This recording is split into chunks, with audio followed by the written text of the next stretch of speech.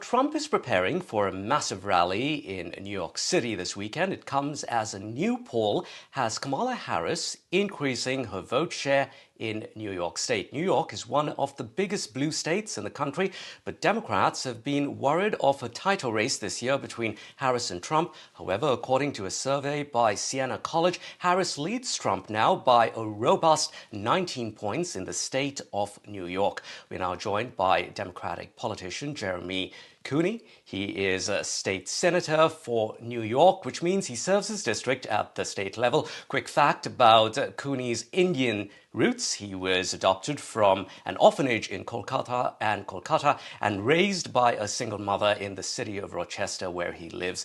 Thank you very much, Jeremy, for joining us here. Now, Senator Cooney, New York is not a swing state, as we mentioned. Harris is all but certain to win it. But on Sunday, Donald Trump, as we mentioned, is set to hold this massive rally in Madison Square Garden Arena. One Trump campaign advisor actually saying it's going to be the biggest rally that people have seen, some 20,000 people or so. Why do you think he's chosen this place in New York City, given that, the odds are really against him?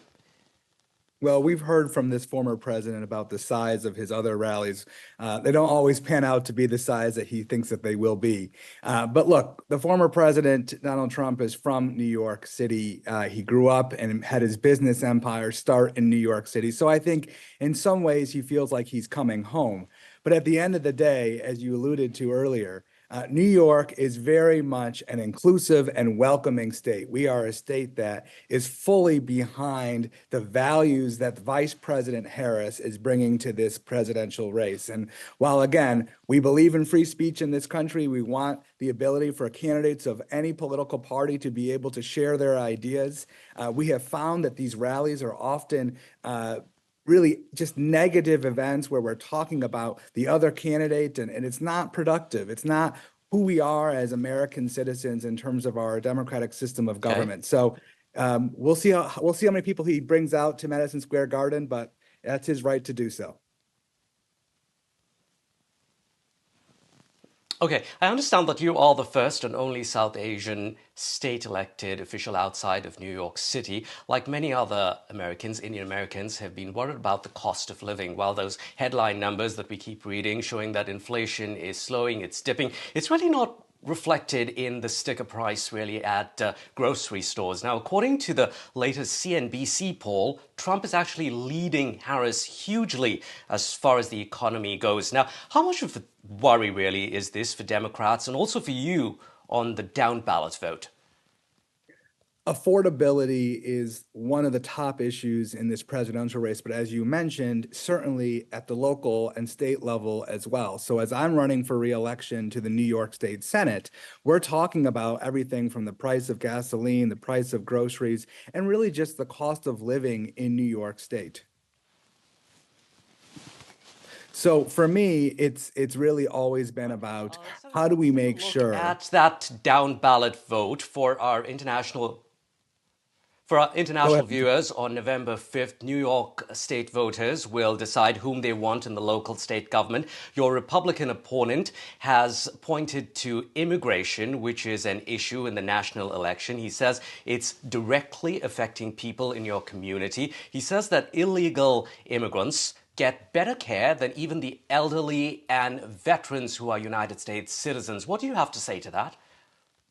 That's preposterous. We are a nation that welcomes all. We have an immigration system that clearly needs to have reform and work. We need to secure our southern border. We need to make sure that there are pathways to legal citizenship in this country. But when it comes to how we take care of people, especially folks who are coming to this country seeking asylum, who've come from very challenging and difficult countries, who are looking for the opportunity for the American dream, the same dream that I had coming to this country, we need to make sure that there's opportunities for them to take care of their families. Many of these folks are women and children.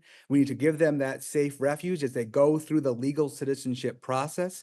And at the same time, we have to make sure that the backlog of folks coming from places at home in India or around the world, that those individuals have an opportunity to come and be educated and work in this country. So immigration reform has been a big topic, certainly at this national level, but we have to make sure that we're delivering on that after November 5th. All right, Senator Cooney, for our final question, probably the toughest for you in this election cycle. Last November, you hosted the first ever Diwali celebration held by an elected official in the city of Rochester. What's the plan this year? Well, we're going to have that celebration tonight. And as a special announcement for your viewers and for our folks tonight, we are going to announce that we are entering new legislation in the state Senate here in New York to make Diwali a public school holiday statewide. So we've already done that in New York City. But I believe we have seen the Indian diaspora grow across the entire state of New York, and we want to make sure families, whether in New York City or in upstate New York, have the ability to celebrate and share this cultural tradition with the rest of the state of New York. Senator, thank you very much. Good luck with that move and good luck with your campaign seeking re-election. Some of those pictures that we were playing, of course, from the Diwali party from last year.